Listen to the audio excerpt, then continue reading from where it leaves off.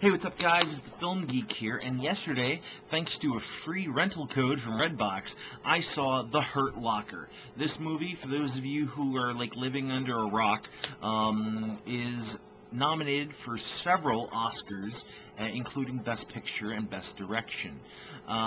It's directed by Catherine Bigelow, who is the ex-wife of James Cameron, who of course is also up for numerous Oscars with Avatar.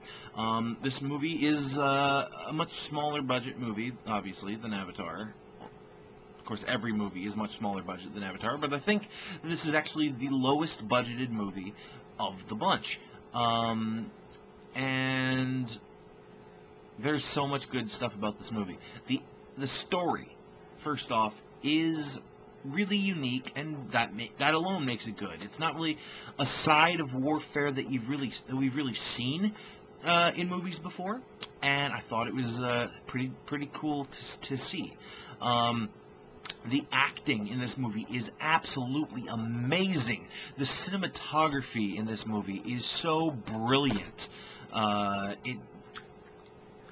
want to know, this cinematographer, if I get a big old budget, I am hiring the cinematographer. Let's see, the guy who did the cinematography, scroll down, is Barry Ackroyd, who was also the cinematographer for United 93, a bunch of movies I haven't seen before. Whole bunch of movies I haven't seen before, actually.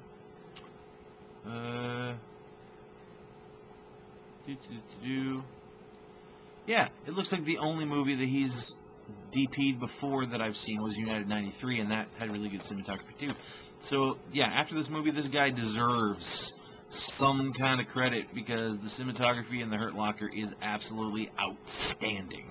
The special effects and the production design are all great in this movie. And I already said the acting's good. The best part about this movie is the cinematography. This movie looks unbelievable. I love the way this movie looks. But then we come to the bad thing, and it's this movie. Okay, the first 45 minutes to an hour of this movie is amazing. Like, if it would have been like a 1 hour movie, this would have been the best fucking movie I've ever seen in my life. But then we get to hour 2 of the movie, and from there the pacing just falls apart.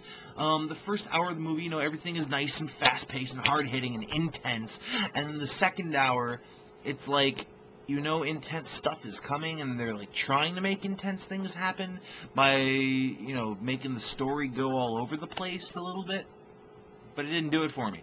In my opinion, it got really, really slow, that second hour, to the point where I kept looking at it looks like Barry Ackroyd is up for an Oscar for cinematography. He better win.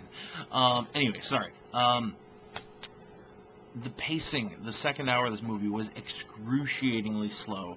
I kept looking to see what time it was. I even paused the movie twice, once to get food and once to use the restroom. Now, I am not a pauser. I will watch a movie from start to finish, and if I have to pee, I'm going to hold it, even if it's a DVD, because I don't want any interruptions. I didn't care that I was interrupting this movie, because it got so slow, I just couldn't stand it anymore. So I know a lot of people out there are saying that The Hurt Locker needs to win Best Picture, and that Catherine Bigelow, whatever her last name is, let me go back out and how I pronounce it. Back, I say back. Catherine Bigelow. Yeah, she definitely deserves a nod. And yeah, this movie definitely deserves a nod. But I think the only part of this movie that deserves a win at the Oscars is the cinematography. The pacing just kind of killed it for me. I'm giving The Hurt Locker a 4 out of 5, but it's a low 4. It's like more like a 3.75, but I like to round up. So we're gonna give it a 4 out of 5, and it's only because of how amazing everything except the pacing was. The Hurt Locker, 4 out of 5. Watch this movie be prepared to start to nod off in the second hour.